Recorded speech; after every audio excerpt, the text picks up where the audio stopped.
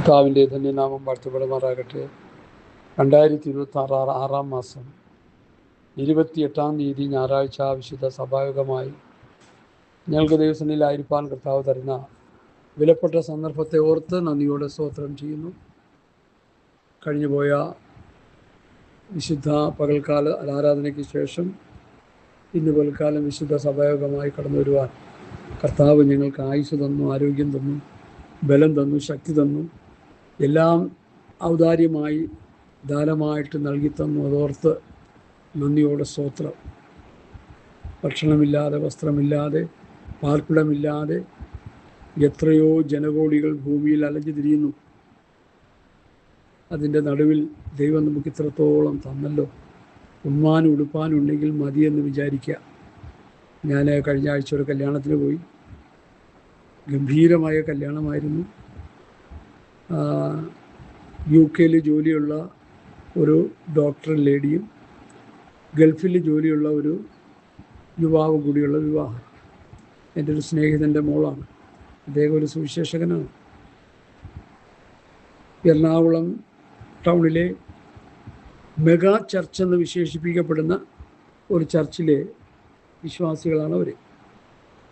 എനിക്ക് മെഗാ ചർച്ചെന്നോ ചെറിയ ചർച്ചെന്നൊന്നും നമുക്ക് വിഷയമല്ല. സഭ ക്രിസ്തുവിൻ്റെ ശരീരമാണ്. സഭ ദൈവാത്മാവ് വസിക്കുന്ന ഒരു മന്ദിരമാണ്. സഭ മണവാളനാകുന്ന ക്രിസ്തുവിന് വേണ്ടി ഒരുങ്ങിക്കൊണ്ടിരിക്കുന്ന ഒരു മണവാട്ടിയാണ്. ചേസ്റ്റ് വെർജിൻ, ഒരു നിർമ്മല കന്യകയാണ്. ഈ പഠിപ്പിക്കലാണ് പൗലൂസ് പുതിയ നിയമസഭയ്ക്ക് നമുക്ക് തരുന്ന ശ്രദ്ധേയമായ പഠനങ്ങൾ. വേറെ ഒത്തിരി ഉണ്ടെങ്കിലും ഏറ്റവും ശ്രദ്ധേയമായ 3 പഠനങ്ങൾ പൗലൂസ് പഠിപ്പിക്കുന്നത് തൻ്റെ 14 ലേഖനങ്ങളിൽ നമുക്ക് പഠിക്കാൻ കഴിയും. അതൊന്നും വേണ്ട രീതിയിൽ ആരും പ്രസംഗിക്കുന്നില്ല. വാലും തുമ്പുമൊക്കെ അവിടെ ഇവിടെയൊക്കെ ഇങ്ങനെ പറഞ്ഞുകൊണ്ടിരിക്കുന്നതെന്ന് മാത്രമേ ഉള്ളൂ. ഈ 3 വിഷയം ഇടവിടാതെ ഇങ്ങനെ പറഞ്ഞുകൊണ്ടിരുന്നാൽ, പഠിപ്പിച്ചുകൊണ്ടിരുന്നാൽ തന്നെ ജനം കർത്താവിൻ്റെ വരയിലൂടെ ഒരുങ്ങും. അത് ചെയ്യത്തില്ല. ചെയ്യാൻ സാത്താൻ സമ്മതിക്കത്തില്ലെന്ന്. അതാണ് എൻ്റെ വിഷയം. ദൈവവചനം അതിൻ്റെ പൂർണ്ണ അളവിൽ വെളിപ്പെട്ട് വരുവാൻ പിശാചി സമ്മതിക്കില്ല. അത് ശുശ്രൂഷകന്മാർ ഓർത്തിരുന്നാൽ നന്ന്. നമ്മൾ വിചാരിക്കുന്നു നമ്മളൊക്കെ മഹത്വമുള്ള വേല ചെയ്ത് കർത്താവിലൂടെ ജനത്തെ ഒരുക്കിക്കൊണ്ടിരിക്കുന്നുണ്ട്. അത് വ്യവസ്ഥ പ്രകാരമാണോ എന്ന് ഓരോരുത്തരും ശോധന ചെയ്തോളാം. അപ്പോസ്തലന്മാർ സഭയെ ഉപദേശിച്ചതുപോലെയാണോ ഓരോ പാസ്റ്റർമാരും സുവിശേഷകന്മാരും ഇടയന്മാരും ഉപദേഷ്ടാക്കന്മാരും എന്ന് നാം നമ്മെ തന്നെ ശോധന ചെയ്യണം. അങ്ങനെ ചോദ്യം ചെയ്യില്ലെങ്കിൽ എന്തോ പാസ്റ്ററെ പിടിക്കപ്പെടും. അവരവൻ്റെ പ്രവൃത്തി ശോധന ചെയ്യും. തീ തന്നെ ശോധന ചെയ്യും. മരം, പുല്ല്, വൈക്കോൽ, വെള്ളി, പൊന്ന് ഇതൊക്കെ അഴിഞ്ഞു പോകും. യേശുവിൻ്റെ അടുക്കൽ വന്ന് ജീവൻ പ്രാപിച്ച കല്ലുകളാക്കി രൂപാന്തരപ്പെടുത്തി എടുക്കുന്ന വിശ്വാസികൾ നിലനിൽക്കും. അല്ലാത്തതെല്ലാം തീപ്പൊയ്കയിലേക്ക് തള്ളപ്പെടും. വേറെ കുഴപ്പമൊന്നുമില്ല. വേറെ ഒരു പ്രശ്നവുമില്ല. ഇത് സംഭവിക്കും. ഇത് സംഭവിക്കരുതെന്നാണ് ഞാൻ ഈ പറഞ്ഞുകൊണ്ടിരിക്കുന്നതിൻ്റെ കാര്യം. ഏതൊരു കാര്യവും അതിൻ്റെ വ്യവസ്ഥ പ്രകാരം ചെയ്തില്ലെങ്കിൽ അതിൻ്റെ തിക്താനുഭവം നമ്മൾ അനുഭവിക്കേണ്ടി വരും. ഒരു കുടുംബജീവിതം, ഭാര്യ-ഭർത്തൃ ബന്ധം ദൈവവചന വ്യവസ്ഥപ്രകാരം ജീവിച്ചില്ലെങ്കിൽ അതിൻ്റെ പ്രശ്നങ്ങളുണ്ടാകും. അപ്പനമ്മ സഹോദരി ബന്ധം, സഭ, പാസ്റ്റർ എല്ലാം വ്യവസ്ഥപ്രകാരം പോയില്ലെങ്കിൽ പ്രശ്നങ്ങളുണ്ടാകും. ഇനി വ്യവസ്ഥപ്രകാരം പോയാൽ പ്രശ്നമുണ്ടായാൽ പോലും ദൈവം കർത്താവിനോട് കൂടെ ഉണ്ടാവും. കർത്താവ് നമ്മളെ സഹായിക്കും, ബലപ്പെടുത്തും. നേരെ ജീവിക്കുന്നവർക്കാണ് പ്രശ്നങ്ങൾ കൂടുതൽ. ഹല്ലേലൂയ. അതുകൊണ്ട് എന്നെ കേൾക്കുന്ന പ്രിയപ്പെട്ടവരെ, ലേഖന പഠനം വളരെ പ്രധാനമാണ്. ഞാൻ പലപ്പോഴും പറഞ്ഞത് പിന്നെയും ഉരുവിടുന്നു.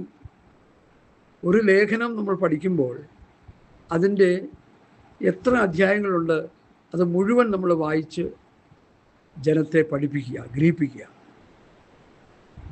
കാരണം ഒരു കത്ത് വിദേശത്തായിരിക്കുമ്പോഴോ സ്വദേശത്തായിരിക്കും ഒരു കത്ത് നമ്മൾ ആർക്കെങ്കിലും നമുക്ക് അയച്ചാൽ 4 ചെറിയ പേപ്പർ, A4 പകുതിയുള്ള 4 പേപ്പറിൽ ഒരു കത്ത് എഴുതി അയച്ചെന്ന് വെച്ചോ, 3 പേപ്പർ വായിച്ചിട്ട് ഒരെണ്ണെടുത്ത് കളയൊന്നുമില്ല. ഇല്ല, എല്ലാം വായിക്കും.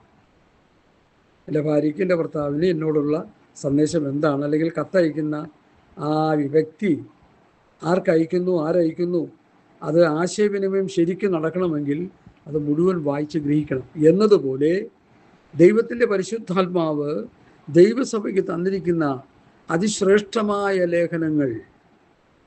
ലേഖനങ്ങളുടെ പ്രസക്തി പാസ്റ്റർമാർക്ക് പലർക്കും അറിയത്തില്ല.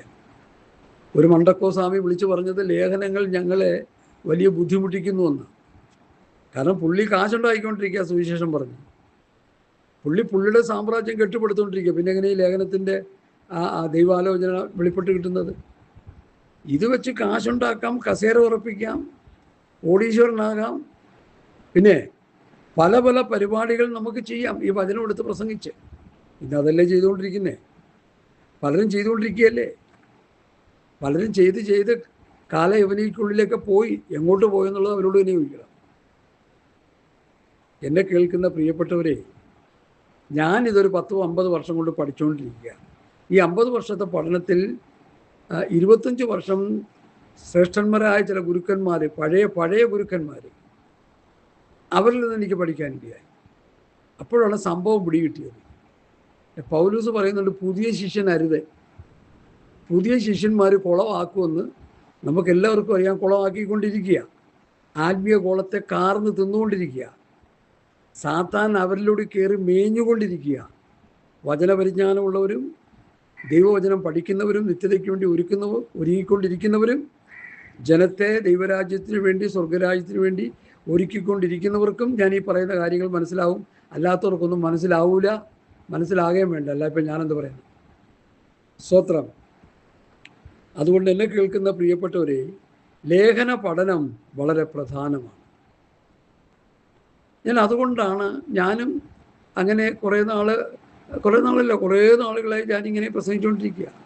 ഇപ്പോൾ പത്രോസിൻ്റെ ലേഖനം വന്നപ്പോൾ 1 മുതൽ 5 വരെയുള്ള അധ്യായങ്ങളും 2-ാം ലേഖനത്തിൽ 1, 2, 3 കൂടി കുറഞ്ഞ പക്ഷം ഒരു ലേഖനമെങ്കിലും മുഴുവൻ ഒരു ക്ലാസ് പോലെയോ പഠിപ്പിക്കൽ പോലെയോ പ്രസംഗം പോലെയോ പറയണമെന്ന് എനിക്ക് ഹൃദയത്തിൽ ആഗ്രഹം തോന്നി. അങ്ങനെ ഞാൻ എന്തെങ്കിലും ചെയ്യുക.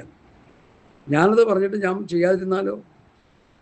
ശാസ്ത്രന്മാരെയും പരീക്ഷന്മാരെയും കുറിച്ച് കർത്താവ് പറഞ്ഞത് അവർ പറയുന്നുണ്ടെങ്കിലും പ്രവർത്തിക്കുന്നില്ലെന്നാണ്. ഇന്നിപ്പം നമ്മൾ ഏകദേശമൊക്കെ അതുപോലെ ആയിത്തീരുക. പറഞ്ഞുകൊണ്ടിരിക്കുക, പ്രവൃത്തിയിലൊന്നുമില്ല, ജീവിതത്തിലൊന്നുമില്ല. അതുകൊണ്ട് എന്തു പറ്റി? അതിൻ്റെ പരാജയങ്ങളും അതിൻ്റെ കയ്പും അതിൻ്റെ ദുഃഖവും നമ്മൾ പേറിക്കൊണ്ടിരിക്കുക.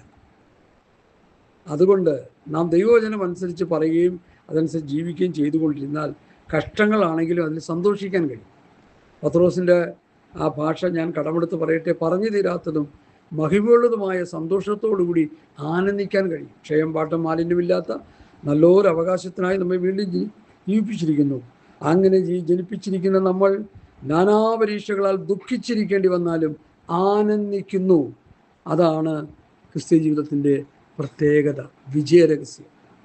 ഇതൊന്നും ഇന്ന് പലർക്കും ഒന്നും മനസ്സിലായിട്ടില്ല. വചനം പ്രസംഗിക്കുമ്പോൾ അവർക്ക് കാശ് വേണം, അവർക്ക് കസേര വേണം, അവർക്ക് സ്ഥാനമാനങ്ങൾ വേണം. ഈ പൊളിറ്റിക്സിലുള്ളതുപോലെ നമ്മുടെ UDF ഗവൺമെൻറ് ജയിച്ചു വന്നപ്പോൾ കസേരയ്ക്ക് വേണ്ടി 3 പേര് കിടന്ന് കടിപിടി കൂടി. അതിൽ ഇരിക്കാൻ യോഗ്യതയുള്ള ആളാണ് ഇപ്പോൾ ഇരിക്കുന്നത്, നമുക്കറിയാം. മറ്റു 2 പേർക്കും എന്താ, ഡൽഹിയിലുള്ളൊരു പുള്ളി എനിക്ക് കിട്ടിയാൽ കൊള്ളാമെന്ന് പറഞ്ഞ് പുള്ളി കിടന്നങ്ങ് വാശി. എന്തിനാണ് ഈ വാശി പിടിക്കുന്നത്?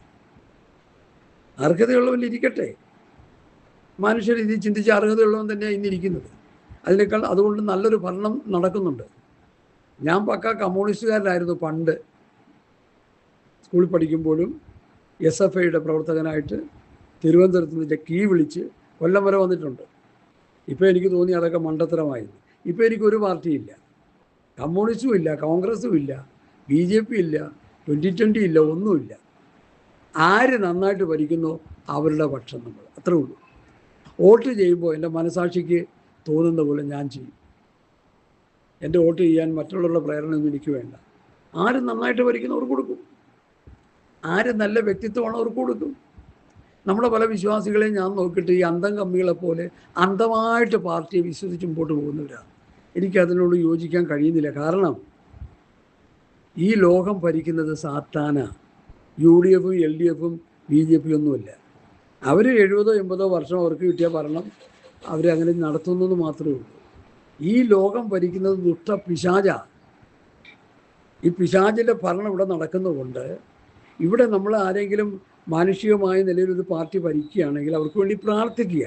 അപ്പോൾ അവർ നന്നായിട്ട് ഭരിച്ചോളും. അല്ല നമ്മളൊരു പാർട്ടിയുടെ ഏത് പാർട്ടിക്കാരൻ എന്ത് തെറ്റ് ചെയ്താലും പൊതിഞ്ഞു പിടിക്കുന്ന പല പ്രിയപ്പെട്ടവരുണ്ട്. എനിക്ക് അവരെ ഓർത്ത് ഞാൻ സങ്കടപ്പെടുക. സ്വത്രം അവരുടെ ശൈശവമായ ചിന്താഗതികളെ ഓർത്ത് തെറ്റ് ചെയ്തത് തെറ്റാണെന്ന് ആർജവത്തോടെ പറയാനായിട്ട് വിശ്വാസികളായി നമുക്ക് കഴിയണം. പിണറായി തെറ്റ് ചെയ്താലും, സതീശൻ തെറ്റ് ചെയ്താലും, ഉമ്മൻചാണ്ടി തെറ്റ് ചെയ്താലും, അച്യുതമേനോൻ തെറ്റ് ചെയ്താലും ആരാണ് തെറ്റിയാൽ തെറ്റാണെന്ന് പറയാനുള്ള ആർജവം ഉണ്ടാകണം. ഇല്ലാതെ ഒരു പക്ഷം പിടിച്ച് മറ്റുള്ളവരെ കുറ്റപ്പെടുത്തരുത്. ഞാൻ പറഞ്ഞല്ലോ, തമ്മിൽ തൊമ്മൻ മുമ്പ് ഭരിച്ചിരുന്ന ആ രാഷ്ട്രീയ പാർട്ടിയേക്കാൾ നല്ലൊരു പാർട്ടിയാണ് ഇന്ന് ഭരണം നടത്തുന്നത്. ഒറ്റ കാര്യം മാത്രം ഞാനെടുത്ത് നിങ്ങളുടെ മുമ്പിൽ വയ്ക്കാം. ഒറ്റ കാര്യം. തൂഫാൻ എന്ന് പറഞ്ഞ ലഹരിക്കെതിരെ ഒരു ശക്തമായ നടപടി ഈ ഗവൺമെൻറ് ചെയ്യുന്നു. അതെന്തിനാണ് ചെയ്യുന്നത്? നമ്മുടെ മക്കൾക്ക് വേണ്ടിയാ, നമ്മുടെ മക്കൾക്ക് വേണ്ടിയാ, അല്ല അവരുടെ വീട്ടിൽ കൊണ്ടുപോകാനാണ് ഈ ചെയ്യുന്നത്. അതെങ്കിലും മനസ്സിലാക്കാനുള്ളൊരു ബോധം നമുക്കുണ്ടായിരുന്നെങ്കിൽ എത്ര നല്ലതാണ്. പണ്ടുള്ള ഗവൺമെൻറ് മദ്യം വിറ്റ് കാശുണ്ടാക്കി അവർ ദൂർത്തടിച്ച് ജീവിച്ചു എന്നാണ് നമ്മൾ പല നിലയിൽ മനസ്സിലാക്കുന്നത്. അത് വ്യക്തമായിട്ട് മനസ്സിലാകുന്ന കാര്യമാണ്. ഒരു 10-30 ഷാപ്പം കണ്ടുണ്ടായുള്ളൂ. അത് അവസാനം അവർ എന്ത് ചെയ്തു? സാങ്ഷൻ കൊടുത്ത് 900 ചിലവൻ 1000 അടുപ്പിച്ചാക്കി. ആ മദ്യത്തിൻ്റെ കാശ് കൊണ്ട്, മയക്കുമരുന്നിൻ്റെ കാശ് കൊണ്ട് കൊള്ളയടിച്ച് അവർ ജീവിക്കുകയായിരുന്നു. ആ പാർട്ടി സമ്പന്നമായി എന്നൊക്കെയാണ് പറയുന്നത്. ശരിയാ, കുറച്ചൊക്കെ ശരിയാ. അത് എല്ലാം ശരിയാകണമെന്നില്ല, കുറച്ചൊക്കെ ശരിയാ. പക്ഷേ ഇവർ വന്നപ്പോൾ എന്ത് പറ്റി? മദ്യപാനം ഇപ്പം നിർത്താൻ പറ്റില്ലല്ലോ, ലോക മനുഷ്യനല്ലേ, മദ്യപിക്കുകയല്ലേ. അതിന് അവർ പലതുമൊക്കെ ചെയ്യുന്നുണ്ട്, ചെയ്യട്ടെ. പക്ഷേ ഈ ഡ്രഗ്സ് നമ്മുടെ കുഞ്ഞുങ്ങൾക്ക് വേണ്ടി അവർ വലിയ കാര്യങ്ങൾ ചെയ്യുന്നു എന്ന് എടുത്തു പറയാതിരിക്കാൻ പറ്റത്തില്ല. ഇന്നത്തെ യുവതലമുറ പിഴച്ചു പോകാതിരിക്കാൻ മയക്കുമരുന്നിലും സ്വത്രം, അതുപോലെ മാരകമായ MDM സ്വത്രം, അതുപോലെ പല മാരകമായ മയക്കുമരുന്നിൻ്റെ അടിമത്വത്തിൽ നിന്ന് വിടുവിച്ചെടുക്കാനായിട്ട് അവരുടെ ആ പ്രവർത്തനം പ്രശംസനീയം തന്നെയാണ്. ആരും നല്ലത് ചെയ്താൽ നല്ലതെന്ന് പറഞ്ഞോണേ, അന്തം കമ്മികളായി നമ്മൾ തീരല്ലേ. പിണറായി നല്ലത് ചെയ്താൽ നല്ലതെന്ന് പറയാനുള്ള ആർജവം എനിക്കുണ്ട്. പക്ഷെ അയാൾ ഒരിക്കലും അത് ചെയ്യില്ലെന്നുള്ളതാണ് വേറൊരു വിഷയം. എങ്ങനെ അറിയാൻ പാസ്റ്ററിന്? പല ദൃഷ്ടാന്തങ്ങൾ മുമ്പിൽ കിടക്കുകയല്ലേ. ഈ വചനത്തിൽ പറയുന്ന പോലെ ദൃഷ്ടാന്തങ്ങൾ കിടക്കുക പലതും. സ്വന്തം പാർട്ടിയിലെ തെറ്റുകളെ ചൂണ്ടിക്കാണിക്കുന്നവൻ്റെ വിരലും അവൻ്റെ തലയും വെട്ടാനുള്ള ആർജവം പുള്ളിക്കുണ്ട്. അത് ഏത് പാർട്ടിയിലാണ് ഉള്ളത്? അതൊരു നല്ല ശീലമാണോ? ഇതൊക്കെ മനസ്സിലാക്കിയിട്ട് അവർക്ക് വേണ്ടി വീരവാദം അടിക്കുന്നവർ ഒന്ന് ശ്രദ്ധിച്ചോണേ. ഒരു പാർട്ടിയിൽപ്പെട്ടവരും മറ്റവനെ സ്വന്തം അണികളെ കൊല്ലാനായിട്ട് കഴിയും. പക്ഷേ CPM അത് മെയിനായിട്ട് ചെയ്യുന്നുള്ളെന്നുള്ളത് അവരുടെ ഒരു വലിയ ചുമന്ന മഷിയായിട്ട് കാണപ്പെടുക ഒരിക്കലും പാടില്ല. കമ്മ്യൂണിസം എന്ന് പറഞ്ഞാൽ ഈക്വാലിറ്റി. കമ്മ്യൂണിസ്റ്റ് സിദ്ധാന്തം എന്താണെന്ന് മനസ്സിലാക്കാത്തവരാ കമ്മ്യൂണിസത്തെക്കുറിച്ച് പറഞ്ഞുകൊണ്ടിരിക്കുന്നത്. പൗലൂസ് പറയുന്നൊരു സമത്വം, അതാണ് കമ്മ്യൂണിസത്തിൻ്റെ പ്രധാന സത്യം. അത് പലർക്കും അറിയത്തില്ല. ഞാൻ രാഷ്ട്രീയം പറയാതിരിക്കുകയല്ലേ, ദൈവങ്ങൾ ക്ഷമിക്കണേ ഞാൻ ഇത്രയും പറഞ്ഞതില്ലേ. പക്ഷെ നമ്മൾ സംശുദ്ധമായ ഒരു മനസ്സാക്ഷിയുടെ ഉടമയായിത്തീരണം. ആര് നല്ലത് ചെയ്താലും അത് നല്ലതെന്ന് പറയണം, ആര് തെറ്റ് ചെയ്താലും തെറ്റെന്ന് പറയണം.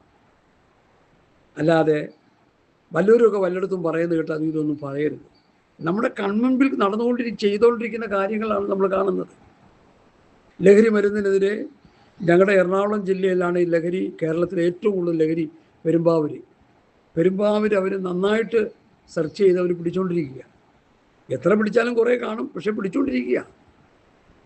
മയക്കുമരുന്ന് കച്ചവടം നടത്തി കോടീശ്വരന്മാരായ ഗവൺമെൻറ്റും അതുപോലെ ഒക്കെയാണ് നമ്മുടെ നാട്ടിലുള്ളത്. വെനസ്വല മയക്കുമരുന്ന് അമേരിക്കയെ കൊണ്ട് വിറ്റു എന്ന കാരണത്താലാണ് അദ്ദേഹം ആ രാജ്യത്തെ പിടിച്ചടക്കിയെന്നാണ് ഞാൻ കേട്ടത്. വസ്തുനിഷ്ഠമായാലും എനിക്കറിയത്തില്ല. അമേരിക്ക മുഴുവൻ മയക്കുമരുന്നിൽ മുങ്ങിക്കിടക്കുക. ഇന്ത്യയിൽ കേരളം മയക്കുമരുന്നിൽ മുങ്ങിക്കിടക്കുകയായിരുന്നു. ഇന്ത്യയും മയക്കുമരുന്നിൽ കിടക്കുക.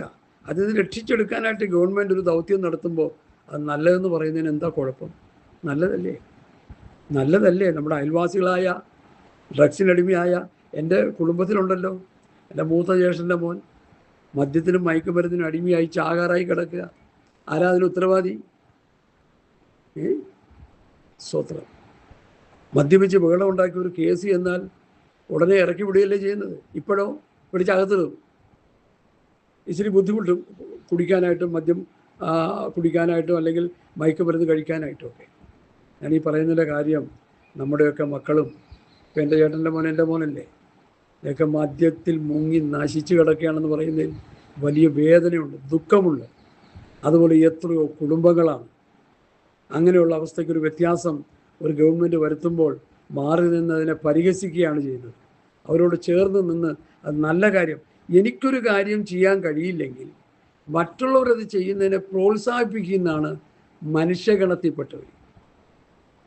എനിക്ക് ചെയ്യാൻ പറ്റാത്ത കാര്യം വേറൊരാൾ ചെയ്യുമ്പോൾ അദ്ദേഹത്തെ പ്രോത്സാഹിപ്പിക്കുക, അല്ലാതെ അവനെ ഇടിച്ചു താഴ്ത്തി അവൻ ചെയ്തതിന് കുറ്റം കണ്ടുപിടിച്ച് പറയുമ്പോൾ അതൊരു നല്ല മനസ്സാക്ഷിയുള്ളൊരു വ്യക്തി അല്ലെന്നാണ് ഞാൻ മനസ്സിലാക്കുന്നത്. ഞാനത് പറയാനല്ല ഇവിടെ ഇരിക്കുന്നത്. കഴിഞ്ഞ ദിവസം ഒരു കഞ്ചാവ് വേട്ട നടത്തി.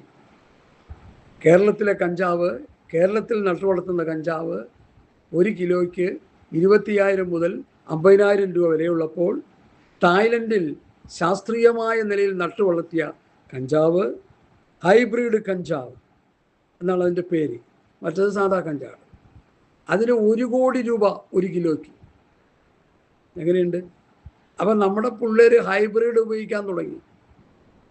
പക്ഷെ ഗവൺമെൻറ് അത് തപ്പിപ്പിടിച്ചുകൊണ്ടിരിക്കുക.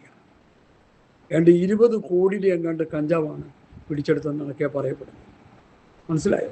അപ്പോൾ ഇത് പല സ്ഥലത്ത് ഇങ്ങനെ പിടിക്കുമ്പോൾ ഇത് വിൽക്കുന്നവർക്കൊരു ഭയം ഉണ്ടാവും. കുറഞ്ഞ പക്ഷം ഇതൊന്നും പൂർണ്ണമായിട്ട് നീക്കാൻ ഈ ഭൂമിയിൽ ഒരു മനുഷ്യനും കഴിയില്ല.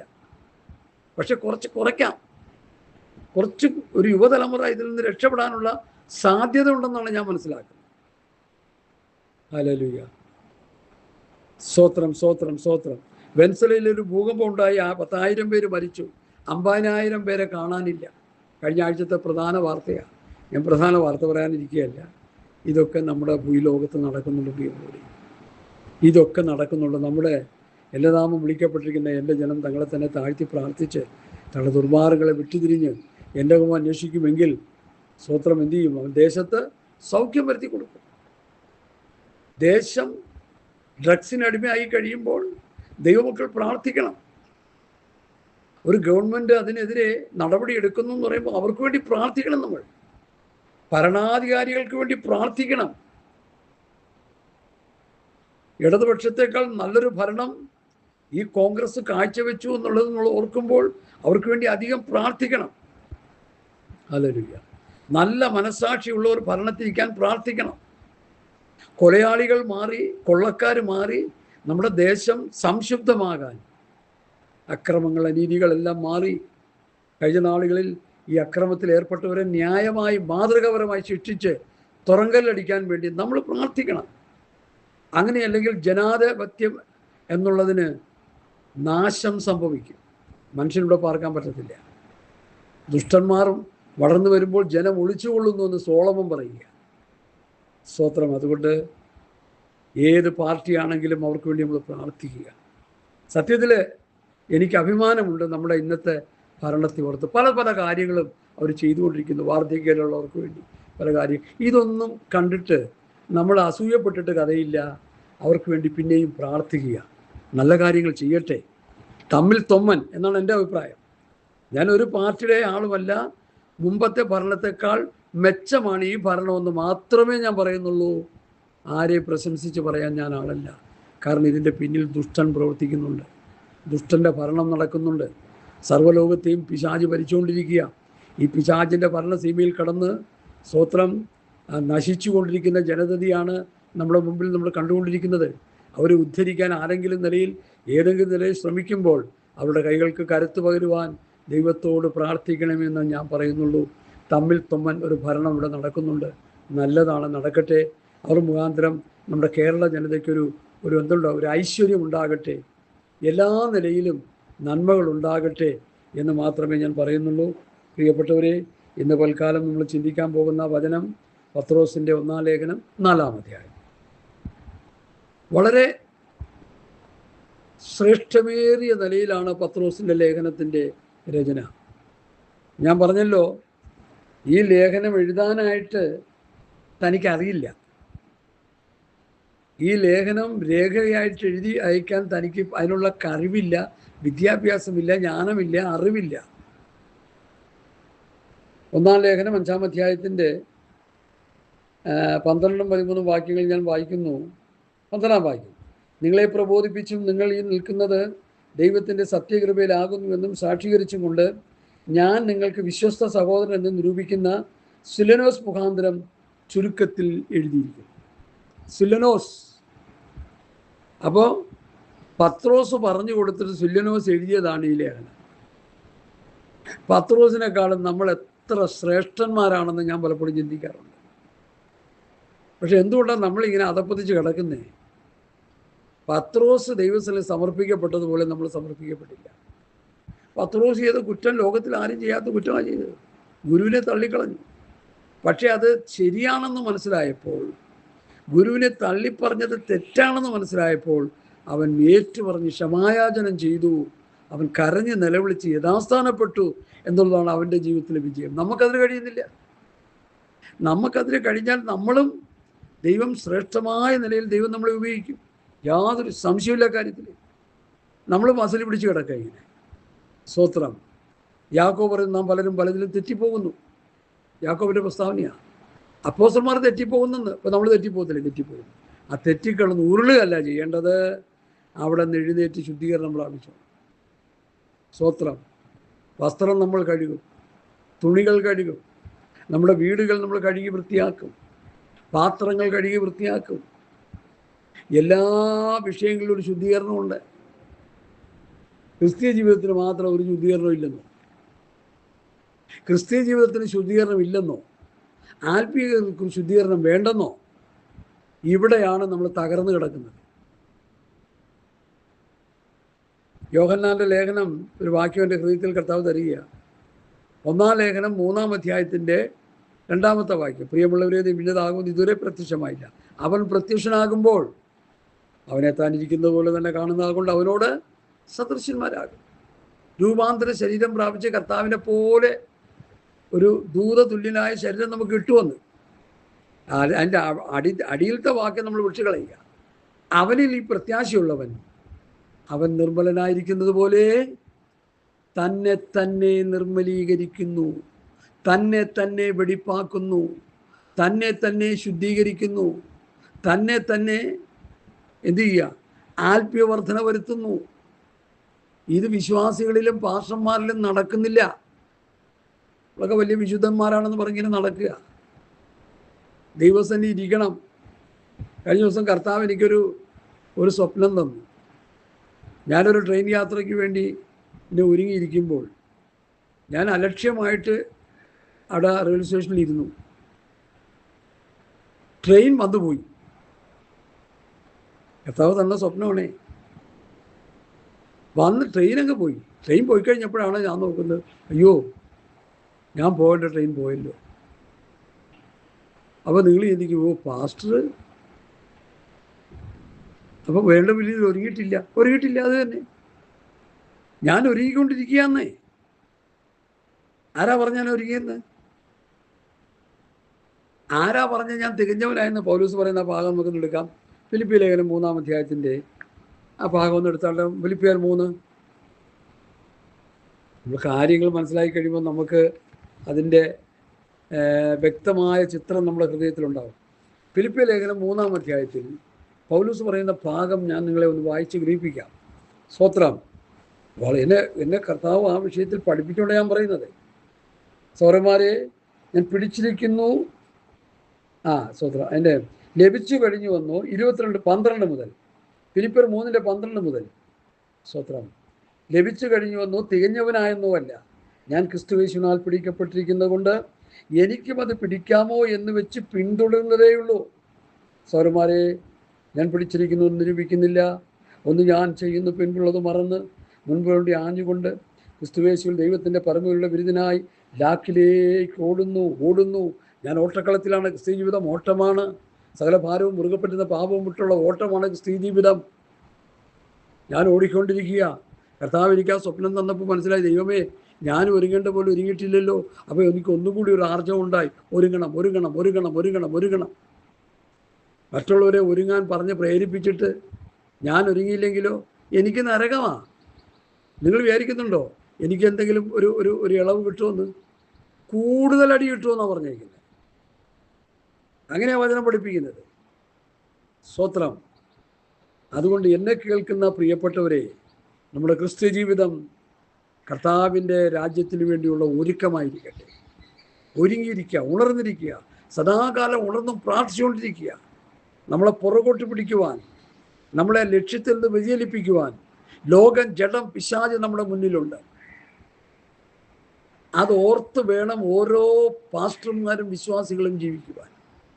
നമ്മുടെ ലക്ഷ്യത്തിൽ ചെന്നെത്താതെ വണ്ണം, ഞാനിപ്പോൾ ഒരു യാത്രയ്ക്ക് വേണ്ടി ഒരുങ്ങിയിരിക്കുമ്പോൾ എനിക്ക് ആ ട്രെയിൻ കിട്ടാതെ ഞാൻ തള്ളപ്പെട്ടു പോയി. അത് നിത്യതയുമായിട്ടുള്ള ബന്ധത്തിലാണ് ആ വിഷയം എന്നെങ്കിൽ എന്തായിരിക്കും സ്ഥിതി? ഞാൻ യാതന സ്ഥലത്ത് പോയി കിടക്കത്തില്ലേ? എത്ര വർഷം കിടക്കും? 10 വർഷമോ 20 വർഷമോ? കോടാനുകോടി വർഷം യാതന അനുഭവിക്കത്തില്ലേ? ആ ഒരു ചിന്ത ഭക്തന്മാരുടെ ഹൃദയത്തിൽ ഇല്ലാതെ പോയി. സാത്താൻ എടുത്ത് കളഞ്ഞിരിക്കുക. കൈവിടപ്പെട്ടു പോയാൽ കർത്താവ് വരുമ്പോൾ, സ്വത്രം, കർത്താവിൻ്റെ വരവിൽ പോകുന്നില്ലെങ്കിൽ, രൂപാന്തര ശരീരം കിട്ടുന്നില്ലെങ്കിൽ, ഉയർപ്പുണ്ടാകുന്നില്ലെങ്കിൽ, കോടാനുകോടി വർഷം ലൂക്കോസ് 16 ആ ധനവാനായ മനുഷ്യൻ കിടന്ന് അനുഭവിച്ച വ്യതകൾ അനുഭവിച്ച് നമ്മുടെ ജീവിതം നശിച്ച് നാമാവിശേഷമാകും. ഇങ്ങനെയൊക്കെ പറയല്ലേ പാസ്റ്റേ? ഇങ്ങനെ പറയാനേ എനിക്കറിയുള്ളൂ. ഈ സോപ്പിട്ട് പറയാനും കർണരസമാകുമാറ് പറയാനൊന്നും എനിക്കറിയത്തില്ല. കഴിഞ്ഞ ദിവസം ഞാനൊരു വലിയൊരു ഫാമിലിയിലുള്ള ഒരു അച്ചായനോട് ഈ വിഷയം പറഞ്ഞപ്പോൾ ഭയങ്കര അസ്വസ്ഥനായി പുള്ളി. എന്നോട് വലിയ സ്നേഹത്തോടെ ഇടപെട്ടുകൊണ്ടിരുന്ന പുള്ളി ഈ വർത്തമാനം കേട്ട് ഞാൻ പറഞ്ഞ്, നമ്മൾ കർത്താവിൻ്റെ ഒരു പോകും എന്നുള്ള പ്രത്യാശയോടെ നടന്നാൽ, പോകത്തില്ലെങ്കിൽ അത് സംഗതി വലിയ ഗുരുതരമായ പ്രശ്നമായി മാറും. അങ്ങ് പൊക്കോളും എന്ന് ചിന്തിച്ചുകൊണ്ടിരുന്നാൽ അതൊന്നും നടക്കാൻ പോണില്ല. അപ്പോൾ അതൊക്കെ പുള്ളിക്ക് വലിയ ഫീലിംഗ് ആയി. സ്തോത്രം. പുള്ളിയുടെ മുഖഭാവത്തിൽ നിന്നും ഇടപാടിൽ നിന്നും എനിക്കത് മനസ്സിലായി. അപ്പോഴാണ് ഗലാത്യർ 4:16 ഒന്ന് വായിച്ച്. ഗലാത്യർ 4:16 എന്താ എഴുതിയിരിക്കുന്നത്? എല്ലാ പാസ്റ്റർമാരും എല്ലാ ദൈവമക്കളും ആ വാക്യം ഒരു ഫ്ലക്സ് അടിച്ച് വീട്ടിൽ കൊണ്ട് തൂക്കിയിട്ടാലും കുഴപ്പമില്ലെന്ന് എൻ്റെ ചിന്ത. ഗലാത്യർ 4:16. നിങ്ങളോട് സത്യം പറകൊണ്ട് ശത്രുവായിപ്പോയോ? സത്യം ഗലാത്യ സഭയോട് തുറന്ന് പറഞ്ഞപ്പോൾ ശത്രുവായിപ്പോയി. എന്താ ഈ സത്യം പറഞ്ഞത്? 3:1 വായിച്ചേ. ഗലാത്യർ 3:1. അതാ സത്യം. പൗലോസ് പറഞ്ഞ സത്യം. ബുദ്ധിയില്ലാത്ത ഗലാത്യരെ, യേശു ക്രിസ്തു ക്രൂശിക്കപ്പെട്ടവനായി നിങ്ങളുടെ കൺമുൻപിൽ വരച്ചു കിട്ടിയിരിക്കെ ചിത്രം ചെയ്ത് മയക്കിയതാണ്. ക്രൂശിക്കപ്പെട്ട ക്രിസ്തുവിനെ പ്രസംഗിച്ച് കർത്താവിൻ്റെ പുതിയ നിയമ സഭയായിട്ട് ഞാൻ നിങ്ങളെ രൂപപ്പെടുത്തിയെടുത്ത് ഗലാത്യയിൽ ഒരു മനോഹരമായ സഭയുണ്ടായി. അതാണ് ഗലാത്യ സഭ. ഗലാത്യ ദേശത്ത് പോയി സുവിശേഷ പ്രവർത്തനം നടത്തിയ ഒരു കൂട്ടം ജനം രക്ഷിക്കപ്പെട്ടു വന്നു. അത് ഗലാത്യ സഭ. പെരുമ്പാവൂർ പോയി നമ്മൾ പ്രവർത്തിച്ചു, അവിടെ ഒരു കൂട്ടം ജനം രക്ഷിക്കപ്പെട്ടു വന്നാൽ അത് പെരുമ്പാവൂർ സഭ. പാലാരിവട്ടത്ത് പോയി പ്രവർത്തിച്ചു, ദീർഘവർഷങ്ങൾ പ്രവർത്തിച്ചു, ഒരു സഭ കൂടി വന്നു, അവരെ പാലാരിവട്ടം സഭ, ദൈവസഭ. ഇന്ന് കാണുന്ന സഭകളോ പൊത്തോത്തിലില്ലാതൊന്നും. അബദ്ധത്തിൽ ചെന്ന് ചാടല്ലേ. ഇന്ന് കാണുന്ന സഭയുടെ സ്തോത്രം പേരും ഇന്ന് കാണുന്ന സഭയുടെ പാസ്റ്റർമാരും ഒക്കെ അവിടെ ഉണ്ടോ എന്ന് ചോദിച്ചാൽ എനിക്കറിയില്ല. അതിനെക്കുറിച്ച് യാതൊരു പിടിയുമില്ലാതെ കിടക്കുക. ഓരോരുത്തർ ഓരോ പേരുണ്ടാക്കി, ഓരോ കൂട്ടായ്മ ഉണ്ടാക്കി, അവരിങ്ങനെ ഒരു ജോലി പോലെ ജോലി ചെയ്ത് നല്ല വരുമാനം ഉണ്ടാക്കി സുഖിച്ച് പൊളച്ച് ജീവിച്ചുകൊണ്ടിരിക്കുകയാണ് ഞാൻ പ്രസംഗിച്ചുകൊണ്ടിരിക്കുന്നത്.